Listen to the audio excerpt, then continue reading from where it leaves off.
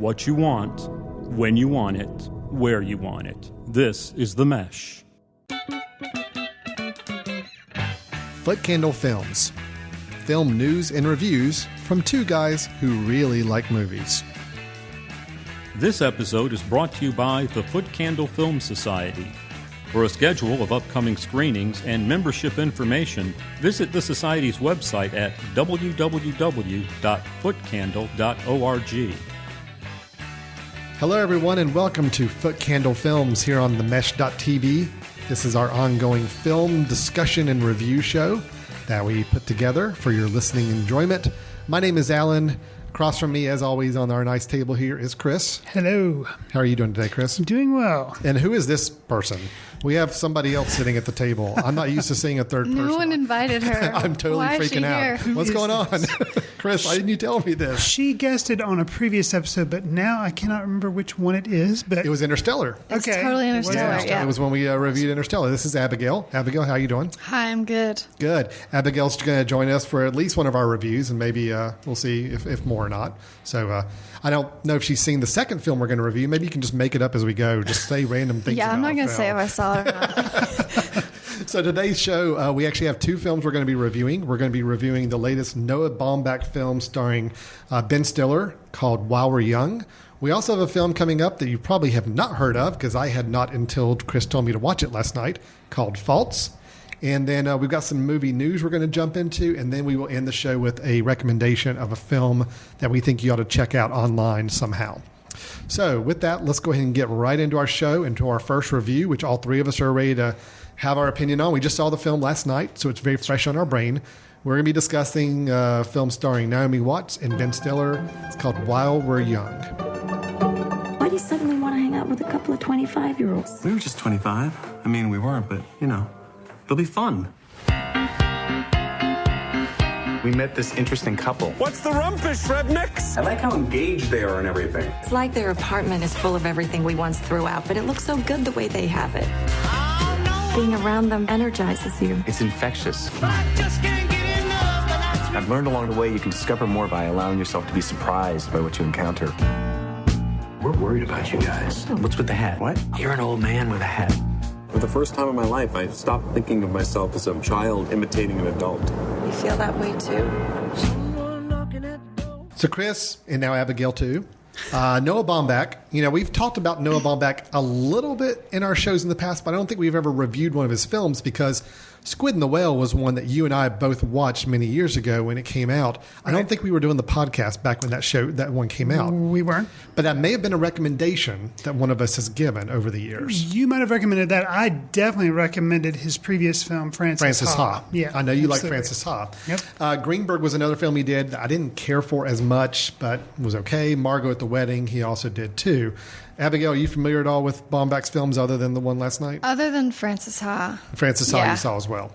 So, you know, he's done 4 or 5, maybe 6 films at this point. Ben Stiller, this is his second role with him.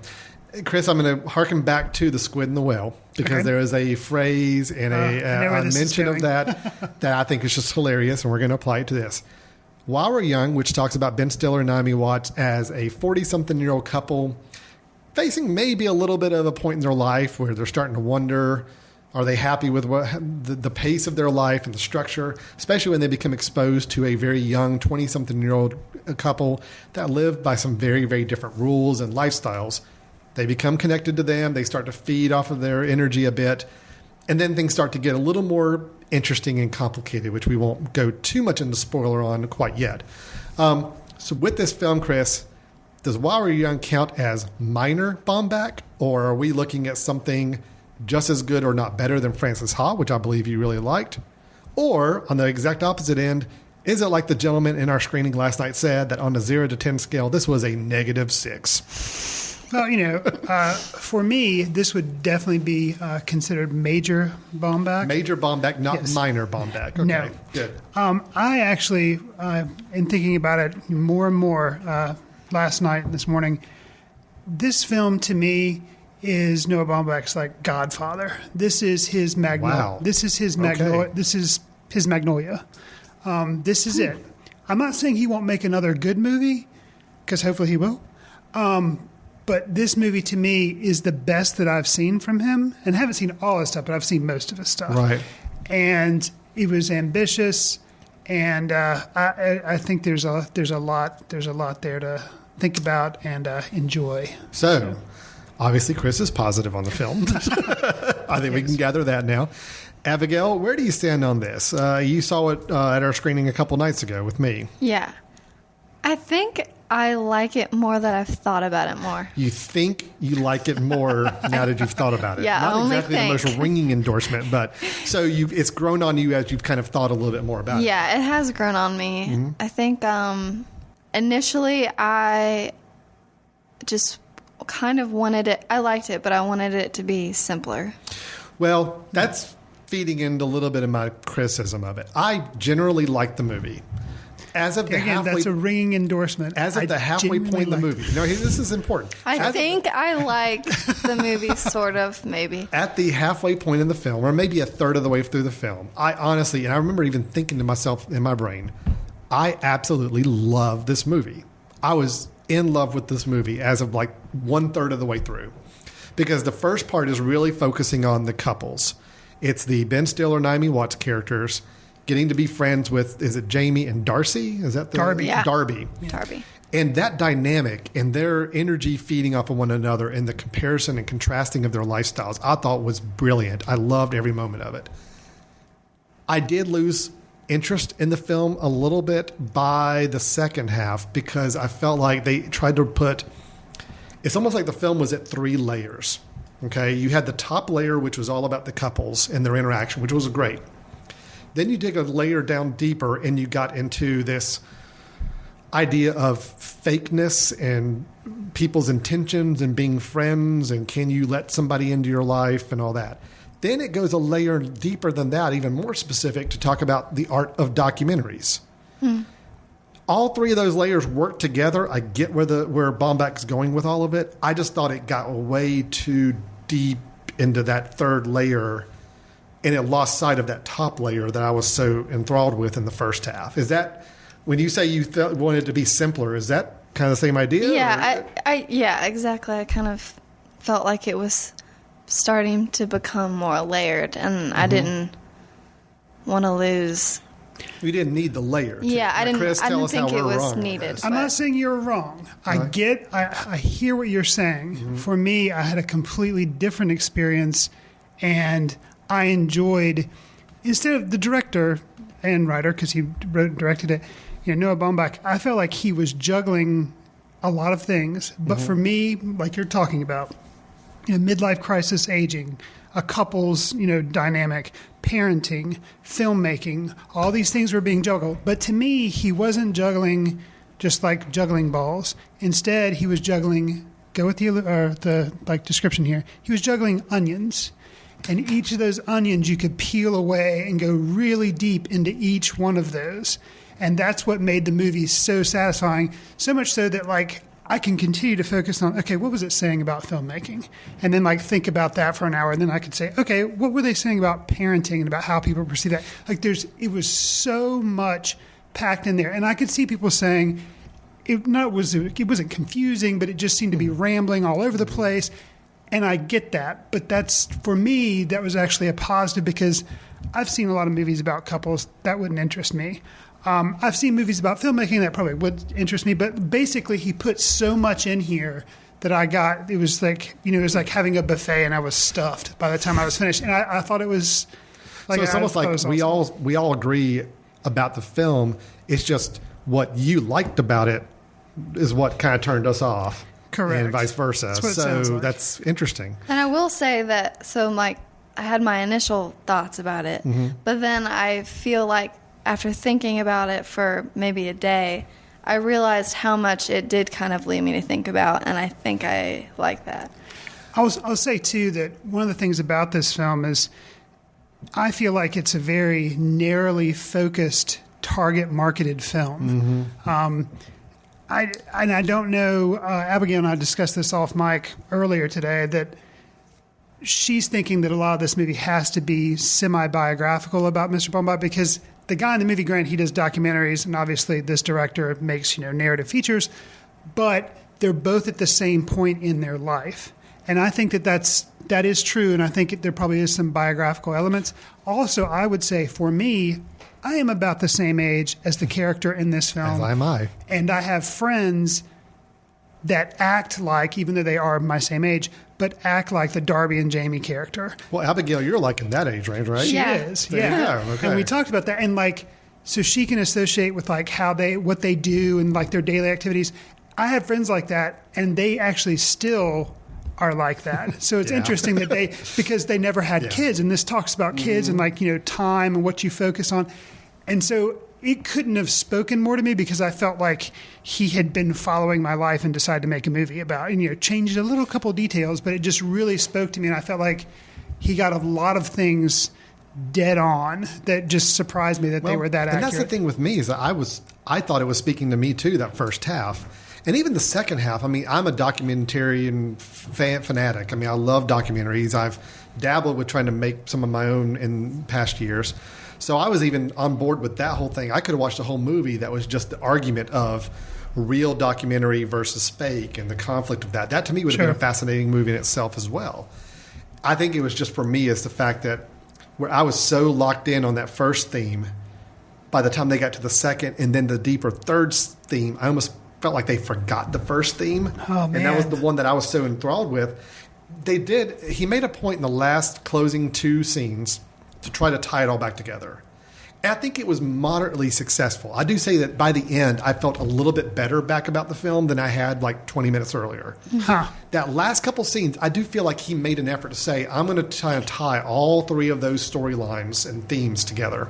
Well, And it worked for the most part. It's just, at that point, I can't really even tell you some of the key scenes in the second half of the film. I don't really recall them. Oh, man. Because they just didn't make that much of an impact on me because it felt like everything was just kind of muddied at that point. Where the first half, I remember very distinct scenes and dialogue and all that. So it was interesting. I liked it. I really did like it. It's just, it's a shame because I wanted to love it by the end of the film. And I just didn't quite get there. well, and you talk about what you expect going into a film. We've talked about how previews can ruin things. It can be kind of a bait and switch. You go in with an expectation because you've heard good reviews or you've seen the trailer, and then you get in the movie and it's like, whoa, this isn't what this is at all. I loved the trailer for this film, and it set me up for a much different film. Basically a comedy, what you're talking about, the first hour. The trailer was all or about so. that first half hour of the film. Right. Yeah. And when it did switch gears, it caught me off guard. But honestly, I was ready. I was ready for a bit of a change. I was like, okay, let's move into some more interesting territory. Okay. And I felt like what helped that too is because it wasn't like a typical comedy where it had certain beats that you knew were going to be met, and then like the resolution of them was going to be nice and tidy. Like I felt that there again, the messiness of this movie helped to make it more unique, more ambitious, and I just thought it was great. Were there other select positives, whether it's performances or scenes or styles or anything that you guys really stood Abigail, out do you for have any you? you'd like to throw out? I have some that I can mention. You go But- ahead. Okay. I remember some of the members that came to see the screening, they talked about how there's a lot of use of the F word. Yep. And that's an interesting, in this movie, lots of comedies have that. That's just kind of done. It's independent film, it's R-rated. But there's a moment in this movie where the two main characters, Ben Stiller and Naomi Watts, they're, the husband and wife characters they're playing, they have an argument and they use it. But they don't just say it. They then dissect why they're using it, what meaning they're associating to it. And I'm like, wow, that's really interesting. And how the young folks today use it a lot and it's in a lot of movies.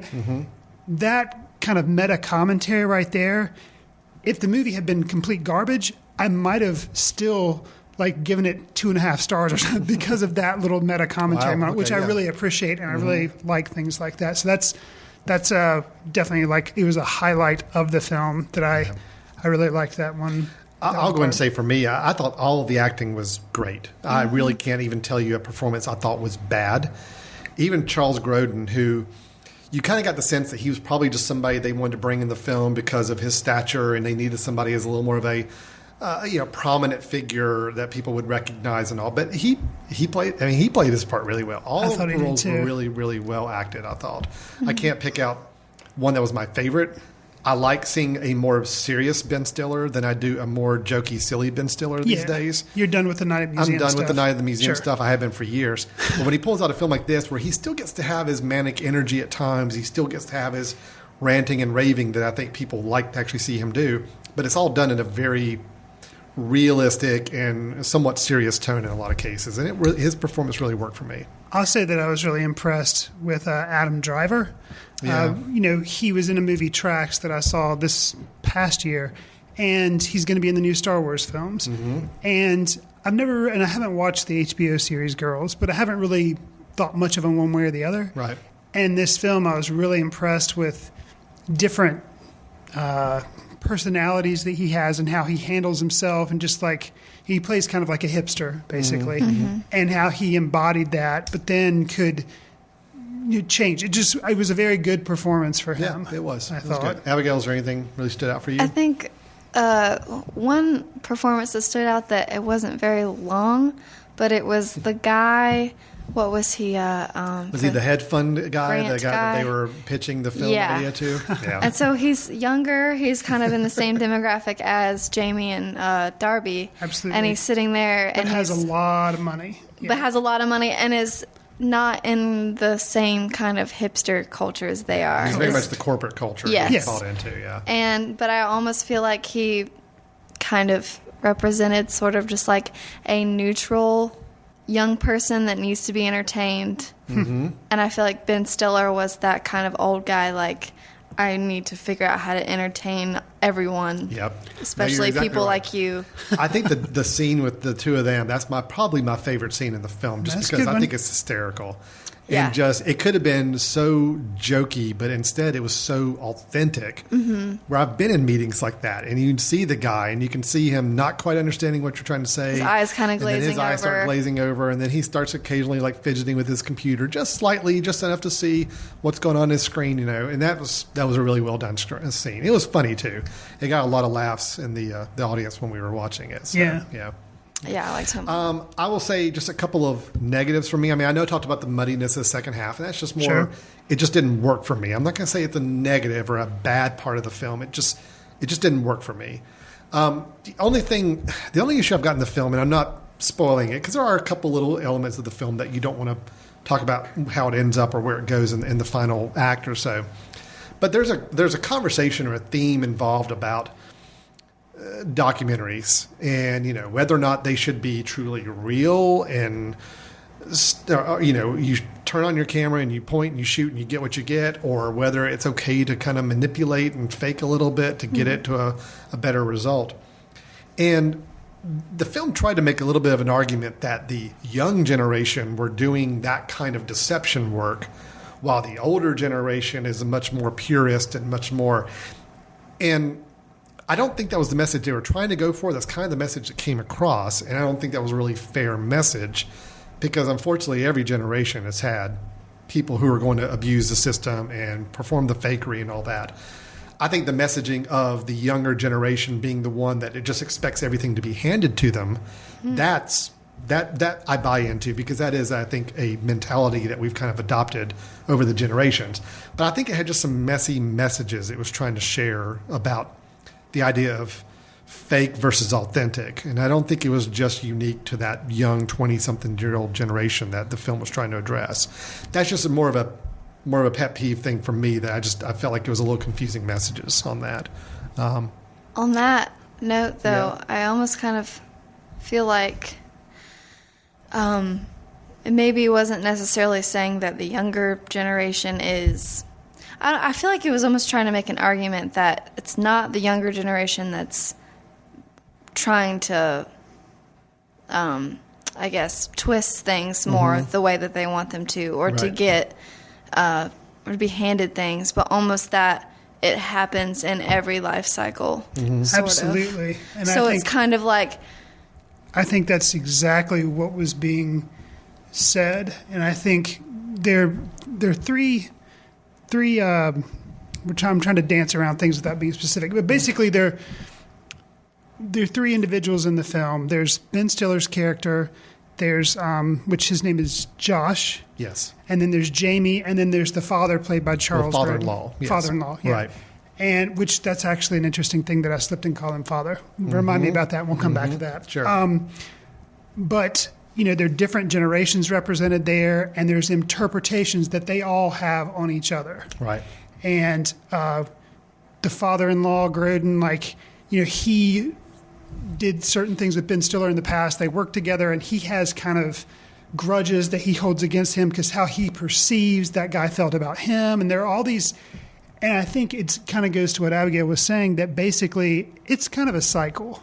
That you grow older, you don't do things that you did when you were younger, and then when you get to be older, much older, in late, 60s, 70s, 80s, you start to then reflect back and say, well, maybe I was misconstruing some things. And I think that's a statement that the Grodin character, the father-in-law, says kind of towards the end when Stiller's kind of ranting and raving. He's like, well, it's kind of in how you're perceiving things.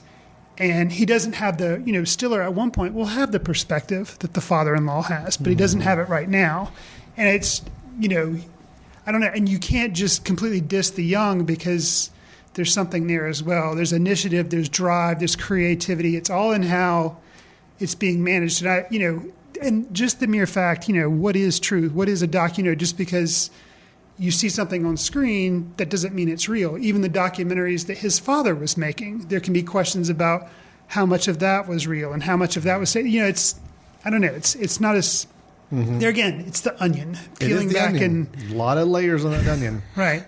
I was thinking that I kind of like the layer, I guess, that you could call it, that Ben Stiller's character is, he feels like he has some sort of property in what's the show or the whatever commercial he mentions that he's is vintage now. He's nostalgic about something. Was it Cookie Puss or something like that? Or some commercial character he wrote or directed the commercial for. Yeah. Then Jamie kind of talks about I'm naming my band that or whatever, and he's like, you don't even know you weren't even alive when that was a big thing, or that wasn't your generation.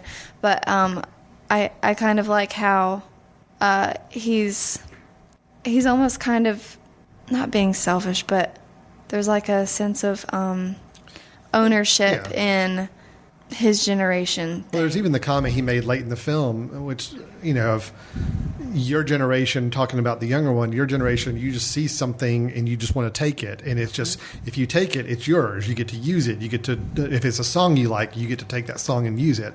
And Ben Stiller's generation saying that's stealing, that's not yours. You don't just get to see something and say, I want that. And see, that's a whole nother layer on there, which, again, I like these layers. My problem was they just tried to cram so many layers into a second half of a movie that I just felt like was already chugging along really good at the pace it was going on. So, and again, look at the conversation we're having. Most of this conversation we're talking about is the art of documentary filmmaking and the ownership and possession between generations. That's not the conversation I thought we would have about this film based on the trailer in the first 20, 30 minutes. You Absolutely. think it's all a whole different type of film. So very interesting. I will give it that. Interesting film. I wish I loved by the end. Came close, but did not. Chris is obviously a big fan. I am a big fan. And Abigail is liking a little more that you think about it. Yeah. Is that a good way of phrasing it there? Is there any other thoughts or observations about the film you guys had? Or I at least think it's kind of funny that with all these, I guess, layers, Ben Stiller's character's his documentary, the whole time he's working with it, and he's it's so full of layers too, and he's trying. It's 6 hours long. And he's trying to figure out how to. But he wants it to be that way. But then other people are telling him you need to, and that's almost kind of partly what makes me think it's a little bit personal to. Absolutely. Him. Well, Baumbach is 44 or 45 years old. He is. I figured it out last night. He's 46. Okay. Because he's 5 years older than me. All right. So. And, you could almost argue, too, Noah Baumbach is not a household name. No. He has been making some films, but none of his films have been runaway successes. They've gotten their little niche followers, but none of them are household names. You're not gonna you can't go down the street and say Margot at the Wedding and catch anybody who's actually seen the film. And unlike some guy he sometimes does some work with, Wes Anderson has gotten a lot of critical success. Wes Anderson's gotten the Oscar nominations. Yeah. He's gotten all people know his personality. Right. So maybe there's a little bit of that kind of woven into the film too, from his perspective. You never know. There's so many, to me, one of the signs of a good film is when it finishes, I actively want to watch it again. Like if for some reason the movie was going to start over and I'm like, well, I have nowhere to be, I'll just sit here and watch another, I'll watch this film again for 97 minutes. I would immediately be willing to do that with While They're Young because there's so much there that I feel like I didn't get, and so many lines that characters say that I want to write down and remember. Specifically, there's one that Darby says towards the end of the film, and Abigail and I were talking about it earlier, so maybe she can help me phrase it because I can't remember the exact phrasing, but it's something along the lines of, she's talking about the Adam Driver character. Jamie and I were wondering how we were going to grow old. Yeah. Turns out, just like everybody else, we got old. It's kind of this realization. And that to me, and that's roughly the phrasing, but that says so much. I do think it made me think kind of, not critically maybe, but about my own generation, just kind of how maybe we do... I don't know, with the bringing back the vinyls and all that stuff, I obviously never was a part of that. But but I am definitely a part. Like, I feel like I live in a house with a roommate, and our lives are a little more fluid than obviously like my parents are, and we have like these big get-togethers and people spend that, and that's very so. I relate a lot to that. But we don't know if that's a element of the 20-something year of the times today, or if that's just young 20-year-olds. That's because I can look back on my young 20s before marriage or that, and it was absolutely very fluid and a lot of just hanging out and a lot of going to hear music and just sitting crazy around parties and all that. So absolutely. And I do think, Ben Stiller makes a statement, his character at the very end of the film, which I think that was like the one line that did the best job of tying so much together is, as he, I don't believe the guy's evil, talking about the Jamie character, but he's just young. And it's like, yep, that's basically what I wanted to be able to walk away from this film with. Is even with all the stuff going on that you kind of get some very negative perceptions of certain people and generations. At the end of the day, they're just young, and that's it. And what made that what took that to another, it was a simple statement, but what took it to another level for me was I also like that statement. In a Hollywood movie, in a more typical comedy or something, Driver would have been evil. He would have just ended it evil. But this movie, Ben Stiller does make that comment, he's not evil, he's just young. And they kind of have a smile and laugh about it. But it actually left me thinking, how is Jamie really? Mm-hmm. Is he evil?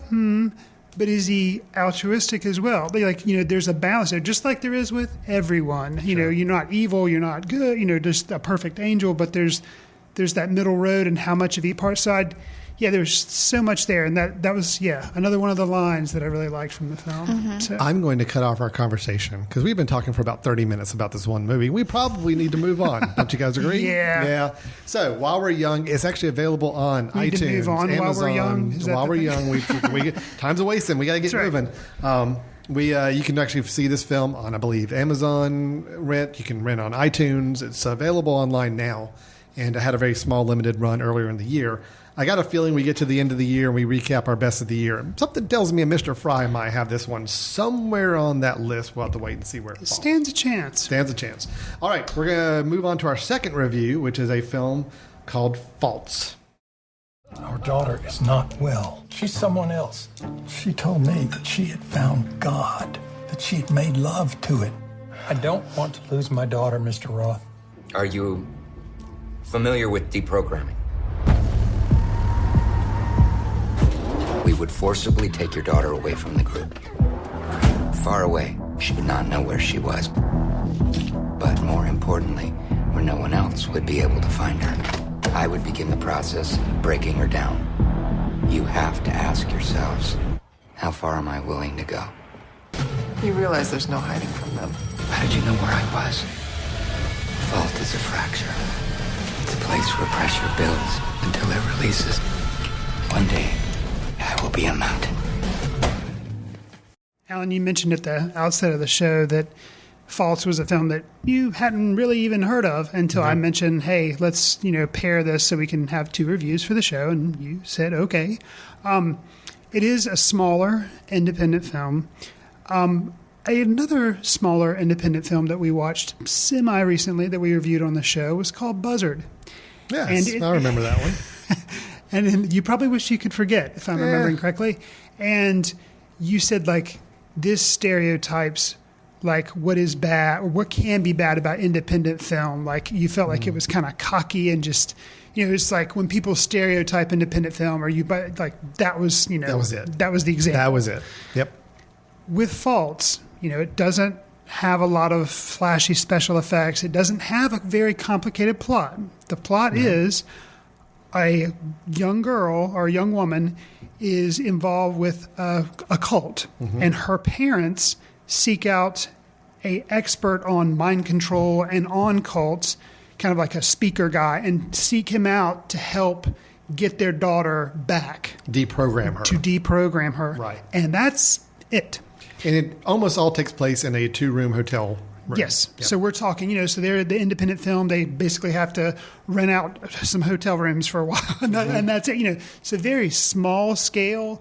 You have there are 2 main characters, the girl and then the expert that's supposed to, help deprogram her, and then her parents. So 4 main people, yes.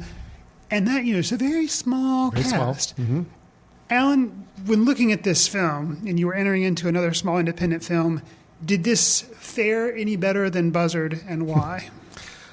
This is a good example of how independent cinema can be. Okay. Where Buzzard, I felt like, gave independent cinema, to me, a bad name and a very, this is how you're supposed to make an independent film. You have to follow these numbers. You got to do these kind of shots. And then, oh, presto, you're an independent film. This one was creative. There was a lot of thought process involved. For such a simple story with a limited cast, it was interesting. It was unique. And I liked it. Okay. I will say right off the bat, Chris, a thank you to you, not necessarily for recommending the film, although I will say I enjoyed the film quite a bit, and I would not have seen it if you had not recommended it. Okay. I want to say, more importantly, thank you for turning me on to whoever this Leland Orser guy is. No kidding. Because I could watch him in any movie just about now after seeing this performance. Man, where has he come from? I don't know. Never seen him in anything before. I have never seen him in anything before. He plays the deprogrammer, the expert, and he's in 75% of the movie at least, if not more.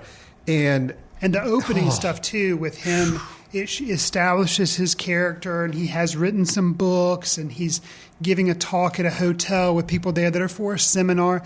That whole sequence, the whole setting up sequence was so good. It was such a bravado performance. And I was like, who is this dude? Why have I never heard of him before? I'm sure maybe he's done some other stuff. I don't know. I didn't do my homework, didn't check IMDb.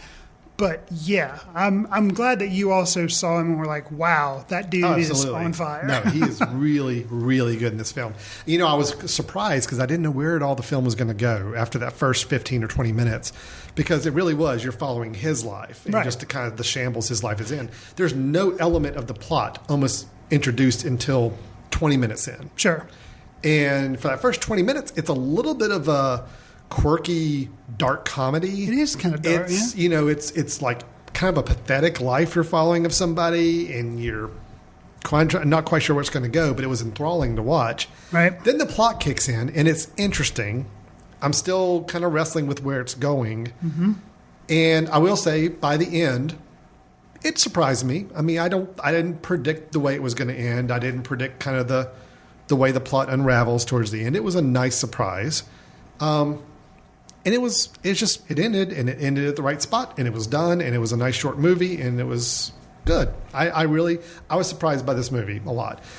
We do need to say that Mary Elizabeth Winstead, who plays the actual primary girl, yes, plays I'm forgetting her name, Claire, the girl who is in a cult, and they basically have to kidnap and then spend in the hotel room trying to deprogram her. Right.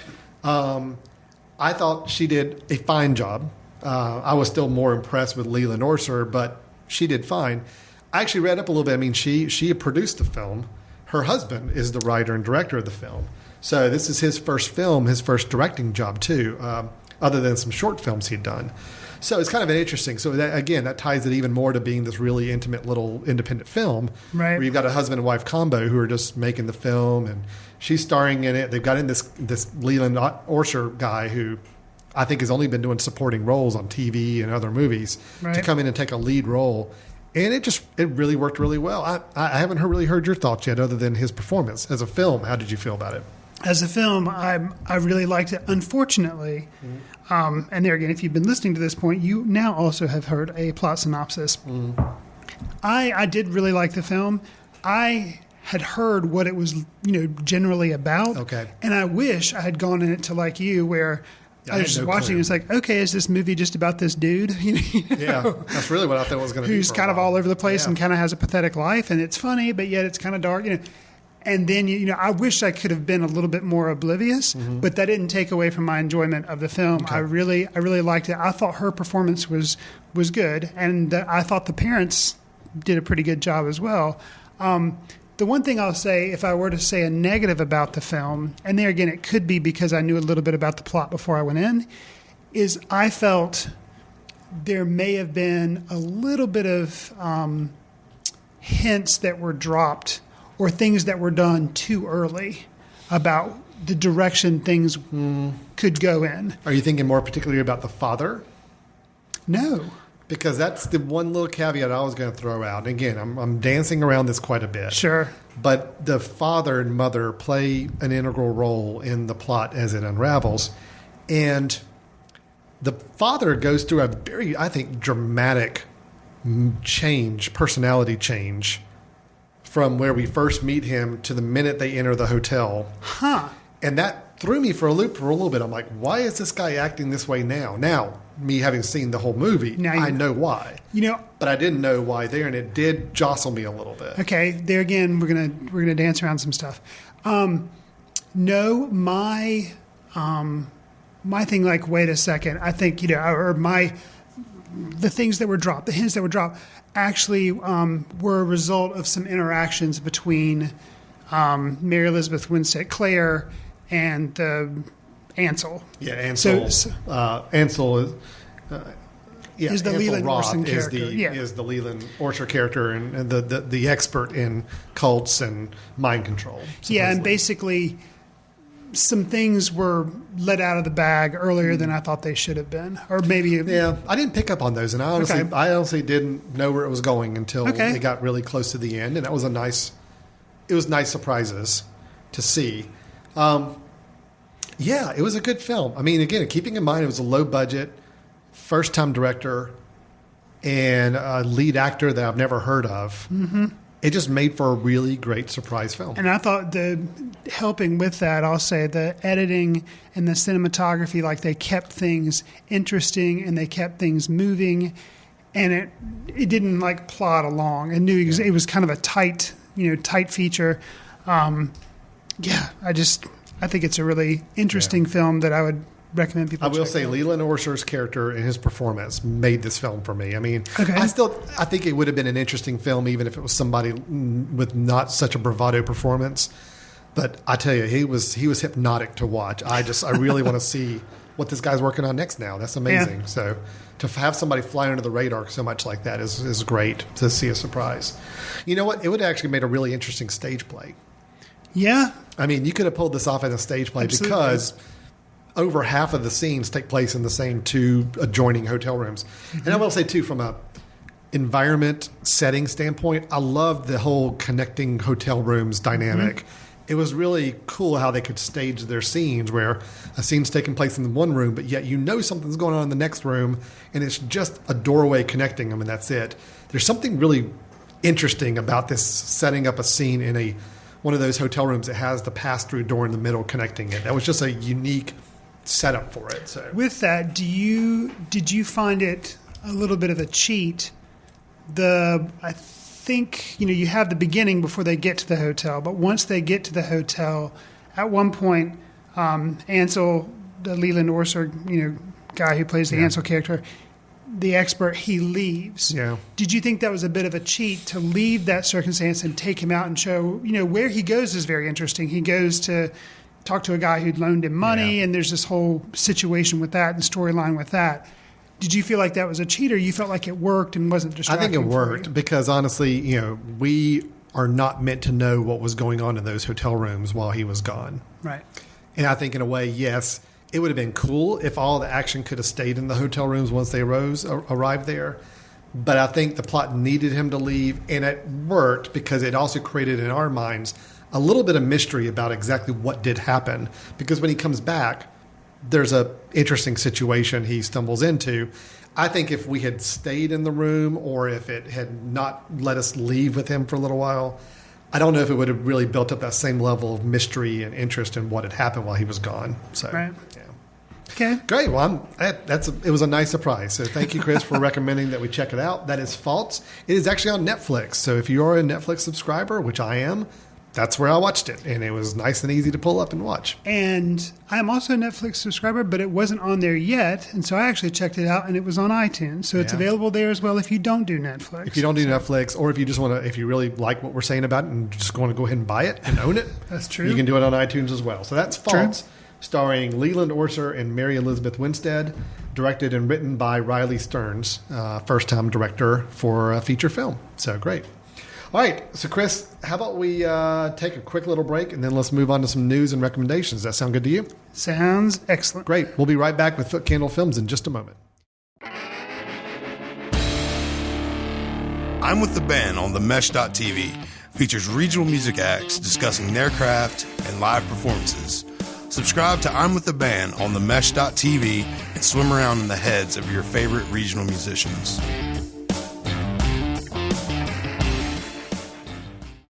Welcome back to Footcandle Films. You heard Chris and I, and then also joined by Abigail for one of the reviews, review the films While We're Young and Faults. Both are available online. You can check out, and we do encourage you to check out both of them. Yes. For various reasons. So, Chris, let's hit some movie news for just a moment. Let's do it. You have 2 news items. I have 2 news items. You are going to be the art house indie news guy today. Okay. I get to be the mainstream popcorn box office news items guy, if that's Excellent. okay. Let me go ahead and jump into first. So, Spider-Man. I've heard of that character. Yes. He's a somewhat relatively famous comic book character. He has been portrayed by 2 different people in the last 12, 14 years. I think the Tobey Maguire Spider-Man came out in 2002 or 2003, somewhere in that neighborhood. Something like that. 3 films, and then you had Andrew Garfield with 2 films. Well, here's what's happened in the last year.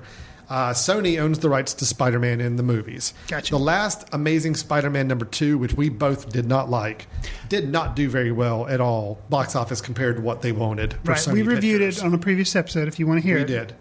Sony Pictures owns the rights to the movie rights for Spider-Man. Well, they are starting to realize that maybe they're not strong enough to do a Spider-Man franchise on their own. So they have now formed a partnership with Marvel where Spider-Man Which will is now, owned by Disney. That's right. Where Spider-Man will start appearing in Marvel Comics Universe films. But it's financed by Sony, so Sony still gets money, but yet Marvel gets to put their stamp on the character and kind of integrate them in. It's kind of a win-win for both sides. So we have a new Spider-Man already. Tom Holland, who I think is 17 years old. What? Very young.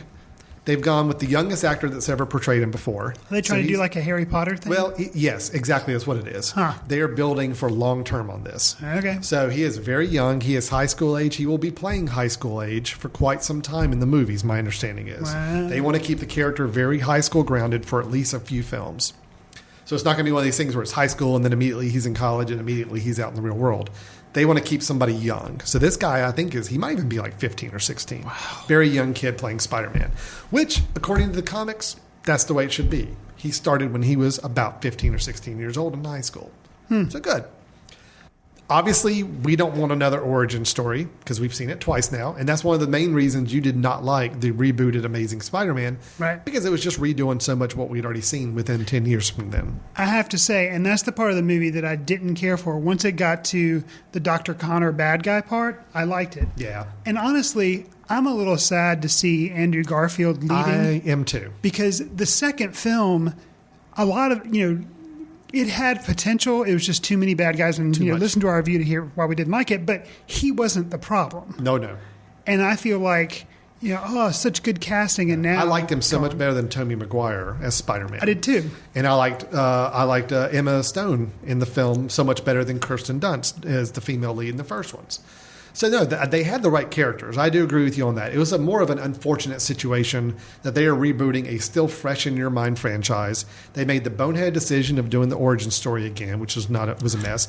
And they made the bonehead decision of chockering it full with villains in the second movie. Right. And making it too muddy.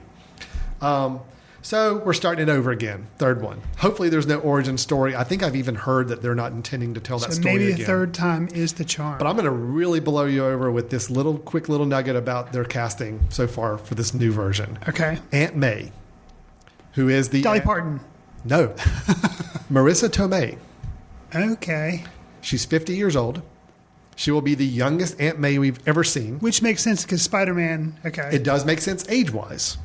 In the comics, she was always portrayed as like a gray-haired grandmother type, even when Peter was 16 years old. Gotcha. But she's his aunt. She's not his great aunt. She's not his, grandmother. Aunt May, right. She is the sister of his mother, Gotcha. I think, or father. So you would expect it to be that kind of age difference. Now, again, I think they're banking on having these characters around, these actors, for quite some time. Sure. So over the next 10 years, Marissa Tomei will become 60, and they will probably make her look much older than that even over time. I just thought that was interesting. Twitter is all up in rage about Marissa Tomei, someone everybody sees as a little more of a sex symbol, sure, playing Aunt May, which is kind of funny if you think about it. I mean, yeah, and she has also won an Oscar. Oh, yeah. Yeah. Yeah. So I'm on record right now. Benny, I want Joe Pesci to play Uncle Ben. Absolutely. That's what I want. Absolutely. It's going to be a My Cousin Vinny remake. So. The thing is, that is interesting casting. I don't feel bad about it. And I'll be interested to see what she does with that. Yeah, I think that could be really interesting. Hey, listen, I love the character. I still don't feel like the movies have done it quite right. Okay. I think Andrew Garfield was the closest we've had to the best representation of the character. The movies around him were not as good as they could have been. I did not think Tobey Maguire was a good Spider-Man at all. Actually, I just tested him as Spider-Man. Wow. Okay. Because he was mopey all the time. Even his Spider-Man was not funny. He just was so droll and dry. It just was not enjoyable. Okay. So I'm ready for a good take on this character. I'm just a little nervous that we've had 3 in 15 years. It's a bit much. That's the issue there. All right, what have you got for us? So, Robert Downey Jr. Yep. He's been Iron Man. He's had fun with that. He almost was in Inherent Vice, which Paul Thomas Anderson did. Which they went with Joaquin Phoenix instead because of scheduling, probably. Because he had to go be in the Age of Ultron movie. Right, okay. But turns out him and PT, pretty good friends, always kind of wanted to work together. Well, Robert Downey has the property of Pinocchio, apparently has been developing it. And he has now got a script that he has Paul Thomas Anderson working on. And supposedly, word on the street is that Mr. Anderson will be directing Robert Downey Jr. as Geppetto in Pinocchio. Alan, how do you feel about this? Intrigued. This would be one of the first times I think P.T. Anderson would have directed an adapted story. Technically, There Will Be Blood was adapted a little bit from an Upton Sinclair thing, but but no, this is much more. Still more or less, it's always been his original production. Right. This is one where he's taking something that's existing and helping write it, and then put it to screen. It could be like when Robert Altman did Popeye. Oh wow, I didn't even think about that comparison point. Yeah, because Paul Thomas Anderson is taking something that everybody knows. Everybody knows Pinocchio, and he's gonna Well, and you got to think, it's probably going to be one of the more interesting takes on the story and probably a little bit more truthful to the true original Fable story as opposed to the Disney version, of course. Right. So Paul Thomas Anderson doing a film that possibly could be a somewhat family-friendly film? that's a little interesting too because he's never done that before. No. I'm very intrigued, but I can also see it being a disaster if it doesn't go well. Right. And it may be one of those experiments that just does not pay off in the end. But I'm going to keep my fingers crossed. P.T. Anderson has not let me down terribly in the past. I wasn't the biggest fan of There Will Be Blood when I saw it, but almost every other film, the first time I saw it, I really, really liked it. So I'm ready to say bring it on. Does it concern you at all? You know, we talked about this, I think, on the previous show, where there's comic book movies and people are kind of getting burned out, maybe a little bit on comic book movies. Now we've had remakes of fairy tale movies. We had Alice in Wonderland. We had Maleficent. We just recently had Cinderella. And Disney's going to keep turning those out, by the way, from what I understand. Disney has a Beauty and the Beast with Emma Watson, the Harry Potter lady. And then Warner Brothers and Disney are going to make Jungle Book, 2 different versions of Jungle Book. Tim Burton is making a live-action version of Dumbo. Yep. So do you have a sense of impending doom and dread? Well, the good thing about this is that there's a lot more diversity in these stories than you have in like the superhero community. True. So I think you can have a little more flexibility with I don't think everybody's going to look at this and be like, oh God, another fairy tale movie. I think they're seen a little bit more independent of one another. Sure. Where superhero films do tend to kind of look alike after a while, just different colors on their costumes. Right. So I don't think it's going to be as weary for the audience as much. But it is just interesting to see that's where all the rage is right now, and to go into these fairy tale Disney classics and adapt them into a more real life situation. So very interested to see Burton's Dumbo or no? No, not really. I really did not like Alice in Wonderland, and that's all I can visualize is a huge CGI overdone. No, not feeling it. I'm not, unless it's stop motion animation work. I don't want to see Burton doing a lot of CGI work. I got you. That's my thing. I liked back when it was Batman and Beetlejuice and Pee-wee with more practical effects. I think he had more fun and style with that. The minute you throw CGI worlds and virtual environments into Tim Burton's hands, it just doesn't work for me. And I'm afraid to have a flying elephant. I mean, yes, it's going to be a huge CGI fest. So, true. Yeah. Okay. All right. Well, Chris, it would not be a month have gone by of Footcandle Films if we didn't have some mention about Star Wars. Okay. And I apologize because I feel like I keep bringing this topic up, but they keep throwing more and more interesting news our way about this. Okay. So let me gauge your interest. I'm going to add 3 components to this film project, and you tell me at each stage if your interest is going up or going down based on what I'm telling you. Okay. They have announced that there is going to be, as part of their series of standalone movies in the Star Wars universe. Interest has gone way down before you can even finish. It'll be a Han Solo movie. Our interest is down. Interest with Han Solo has gone back up a little bit. I am so done with hearing about all the standalone movies because I think they're really putting the cart before the horse. Yeah, could be. And it's like, I understand you could have mentioned one, but they keep mentioning all these spin-off movies. There's 2 right now that are officially on the books. There's One is Rogue One. Which is in production. And that is, who was it there? The guy, Gareth Edwards, is doing that. Han Solo has been formally announced as of this week. And the director is? I'll get to that in a second. Okay. So, Han Solo movie, you're still low interest because you don't like this idea of all this universe of films. But Han Solo being the main character, you're a little bit. Yeah, I'm a little bit. What if I told you it was written by Lawrence Kasdan, who wrote Empire Strikes Back? That's a good sign. Okay, and it's also going to be he and his son, Joe Kasdan, or John Kasdan, writing together. Okay. So, creeping up a little bit. Yes. The director, Christopher Miller and Phil Lord, who did the Lego movie. Up or down? Where are you going? Can't stay the same? That's fine. It's not exciting, but sure. Stays the same. All right. So, yeah, Christopher Miller and Phil Lord, who have gotten all the rage of Hollywood. They did that 21 Jump Street remake. In 22. They've done 22. They did the Lego movie and got all this acclaim for that. And supposedly, I think they're involved with something on the DC side, maybe doing The Flash or something in a few years. Oh, okay. But they have been tapped to do these Han Solo standalone solo movie. The latest rumor I heard as far as an actor, and this is all just a rumor at this point. Who was the guy who played the younger guy in Breaking Bad? Aaron Paul? Aaron Paul has been at least kicked around a little bit. I could see that. Okay. Here's the thing, though. What I'm worried about is which do I want to be better? the spin-off movies or the ones that are actually Why can't they both be good? They can be.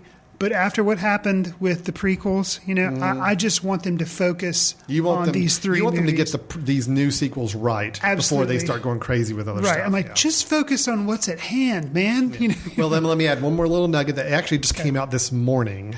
Oh. Because this is Comic-Con going on this week, so there's all these big announcements. All this stuff. So we know J.J. Abrams is doing Episode 7. That's going to come out in December. We know that Rian Johnson is doing Episode 8, which will come out 2 years after that. Right. They announced the director for Episode 9 this morning. And he's writing Episode 9. Rian Johnson, or he's at least co-writing it or something. Yeah, but we have a director for Episode 9. Okay, who is it? Is the director we spoke about in just our last episode. What? We did a review of his most recent film in our last episode. Colin Trevorrow? Yep. Huh. Colin Trevorrow is going to be directing. He's the director of Jurassic World. Right. And of Safety Not Guaranteed. Safety Not Guaranteed. Something tells me that when you've got one of the biggest blockbusters in recent years under your belt, you get a little more conversations at high levels of Star Wars meetings. So he will be the director of Episode 9. Now, I will tell you, that doesn't excite me because I thought Jurassic World was pretty cut and dry directing-wise, and there wasn't really anything interesting about it. I wasn't the biggest fan of Safety Not Guaranteed, so I was a bigger fan. You were, but I'm actually thinking we're seeing a letdown after Rian Johnson, because Rian Johnson I was so excited about for Episode 8, and I'm really happy with J.J. Abrams doing 7. Yeah. So at 9, it's like, really? That's going to be it? Okay, well, I mean, hopefully we get to see what the guy's really made of when it comes to a big budget sci-fi film. Maybe his hands were tied a lot more with Jurassic World, trying to keep within that franchise. I don't know. Could be. Anyway, just thought interesting news in the whole Star Wars front. I'm kind of with you in that I just want to see Episode 7. Don't tell me about any other film until I've seen Episode 7 and seen which how good is coming out this December. So I do feel like maybe they are rushing things a bit, but Rogue One does sound pretty freaking cool. I mean, to see the actual stealing of the Death Star plans as kind of like a mission-based film, that does as long sound really as Tom Cruise is in it, like, and they make references to Mission Impossible with Rogue One, then yes. All right, here's with your last news item there. So this is a really quick one. Okay. But so I talked about how I thought Noah Baumbach's film that we discussed while we're young was kind of like his Godfather, and I was a little worried last night leaving the theater. I'm like, he's a good guy. I really like this movie. I'm worried that this is going to be the best thing that he's ever done, and career's going to go downhill. I bet I'll hate the next thing he's going to do. Yeah. He has another movie coming out this year. Okay. It's called Mistress America. It stars Greta Gerwig, who was in Greenberg and also in Frances Ha, and I believe is his wife. I think so. Okay, in real life. Yeah. But here's the plot description. Tracy, a lonely college freshman in New York, is rescued from her solitude by her soon-to-be stepsister, Brooke, an adventurous gal about town who entangles her alluringly mad schemes. Mistress America is a comedy about dream chasing, score settling, makeshift families, and cat stealing. I'm so on board. Well, I mean, after as much as you like While We're Young, yes, I think it's going to be really interesting to see how he keeps building his film repertoire here. So the description is interesting. This one, earlier reviews have kind of hinted that it's more of just a comedy, which after the seriousness of While We're Young, I could be kind of on really board. Serious though. While We're Young, I mean, I don't think it was.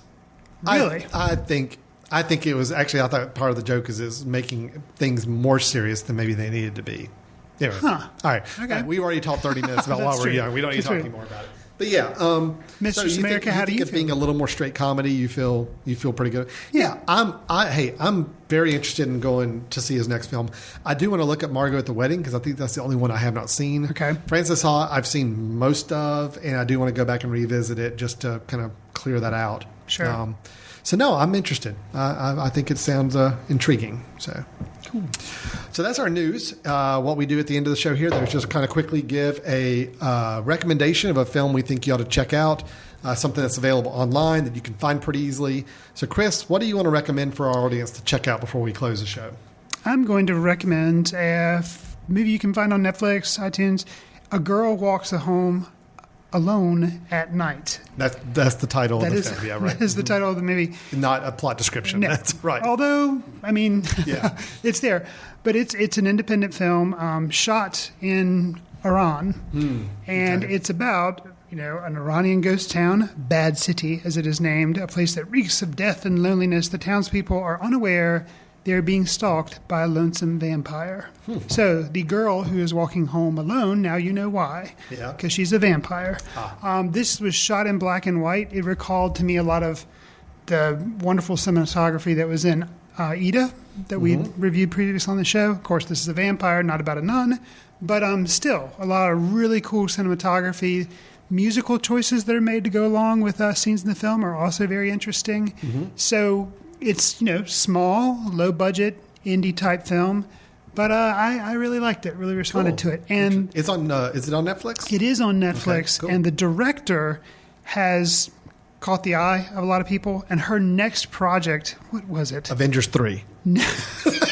No, I can't remember. But anyways, after seeing this movie, I was like, I wonder what she's up to. And, okay, she's in production on a movie called The Bad Batch.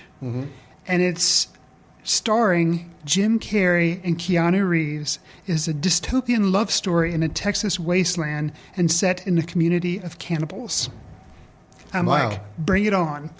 Okay, so with Keanu Reeves and Jim Carrey, this Iranian director, Anna Lily Amapour. Yeah, it's like interesting. Yep, interesting. Oh, and that's what I'm all about, stuff that's not mainstream. You know me, Mr. Art House. But so anyways, her current or the most recent film that she did is A Girl Walks Home Alone at Night. Okay. A little bit of typing you have to do on the Netflix box to find it, but it's there. Mine actually got a really long title too. Okay. Mine's a documentary called The Other One, The Long Strange Trip of Bob Weir. And I am not a big Grateful Dead fan. Never have been. Okay. I was one of those guys that heard the music. I'm like, the music's pretty good. I don't get it. I don't understand the droves of people following the stuff. But I like the band and the music. Okay. Bob Weir's the guy. He is the other one. Everybody knows Jerry Garcia. Bob Weir's the younger, youthful-looking guy that's always there. Lead guitar sometimes, lead singing sometimes. And this is a documentary about Bob's life, which I think is great because I love rock documentaries. Even if it's bands or things I don't care about, I still love the process of learning about musicians and dynamics within a band and touring schedules and all that. That to me is, I could watch rock documentaries all day. I was the guy watching like on VH1, the behind the music on everything. Doesn't matter if it was freaking Salt and Pepper or whatever. I mean, I will watch the rock documentary to find out like the background of these artists. So this is a really well made documentary. It follows the traditional rock documentary tropes. It's a lot of interviews with other performers and people who knew him and played with him. But you got a little bit of the added benefit that Bob Weir is still very much alive and well. So you've got the sit-down interviews with him throughout the film, but you also got a lot of walking and talking, like as he goes about his life, like in his house, just kind of checking out his guitar collection and kind of getting a feel of how he's living. You interview some of his family members. You interview the daughter of Jerry Garcia, who talks a lot about Bob and the relationship her father and Bob had. It was really interesting. And again, me going in with very little knowledge, I thought I came away extremely knowledgeable about the band, the dynamics, his role in the band, how he feels about the band now, where he is in his life. He even was adopted, and part of the subplot is kind of trying to get reconnected with his parents, his birth parents. So there actually was a plot line in there that kind of carried the story through. It was a really well made, and it's a Netflix produced documentary, which I think is just fascinating. I can't wait to check this film out because it sounds like to me you're saying you recommend it even if you don't know anything about the Grateful Dead or you don't care. Yes. But I love the Grateful Dead. Was fortunate enough to see them in concert several times. And I had heard of this film but didn't know anybody who'd seen it. You've seen it. You're recommending it. It's going to be the very next thing I watch. Yeah, it's really, really well done. Just a well-made, high-caliber rock documentary. Really good. Excellent. And it doesn't just talk about Grateful Dead. It talks about Rat Dog and other bands he's been in as well. Okay. So it explores his whole life as a musician, not just his role in the Grateful Dead, which I thought was also good too. But the whole thing with Netflix right now, I started realizing it. Some of the TV shows I've been watching and enjoying lately, and now movies I've been watching and enjoying, are all Netflix-produced shows. It's pretty amazing. How crazy is it that I'm actually watching more Netflix original things in my daily life than I am broadcast network shows? Mm-hmm. So, Netflix, keep doing it, man. It's good stuff. I'm digging it. Orange is the New Black, the Daredevil TV series, House of Cards. I mean, that's been my TV shows for like the last 6 months. And now this documentary and some other films. There's another documentary out that I haven't had a chance to watch yet about a female singer that I'm not... Nina Simone. Yeah. Don't know anything about her, but just it's a Netflix documentary. I'm ready to go watch it now. So that's really cool. Excellent. Yeah. All right. Well, that is our show for today. While We're Young, Faults, both films we think you ought to check out. Chris, definitely enthusiastic on While We're Young. Me, a little less so, but I still think it's a good movie worth checking out. Faults, we both were pleasantly surprised with and happy to say that was a really nice, surprising film. We had some movie news about various topics. We had our recommendations. Both of them with extremely long titles. I'm not going to say again. So a lot to check out, a lot of things to give us feedback on. If you had feedback on the show or just suggestions in general, Chris, where would somebody go in that situation? You can drop us an email at info@themesh.tv and just, tell us what you like, what you didn't like, a film that's coming out that you want us to review. That's one way. Alan and I both also are on Letterboxd, and he's Alan Jackson. I'm Chris Fry, and we talk about movies on there and do short little reviews there. You could also, if you think about it, you could subscribe to us in iTunes and leave us a review. That would also be really cool of you. Back shows of ours are available on iTunes and are also available on The Mesh, as well as tons of other podcasts that are up there on the Mesh network. Great. Well, we do encourage you to reach out to us and let us know what you think of the show, or if you just have thoughts in general. And definitely check us out on themesh.tv. Subscribe to us on iTunes. We'd love to make sure that you always get our newest episodes every time we put them out there. And as a quick reminder, too, Footcandle Film Festival coming September 25th through the 27th. We have gotten to our final list of films that we'll be showing. We're going to have 11 feature-length films and 14 short films shown over the course of a 48-hour period. Right here in Hickory, North Carolina, at the Salt Block Auditorium. Tickets will be going on sale probably mid-August time frame, I believe, somewhere in that neighborhood. We don't have an exact date yet, but we will definitely be putting it up on our website and everywhere else whenever tickets are on sale. And we'll let you know on this show as well when they're available. We'd love to come see you. Join us in Hickory if you're so inclined. Let us know if you are traveling from out of the area to come visit our festival. We'd love to make sure we get a chance to meet up with you. So for Chris, I'm Alan. We're saying goodbye. Yeah, see you in the ticket line.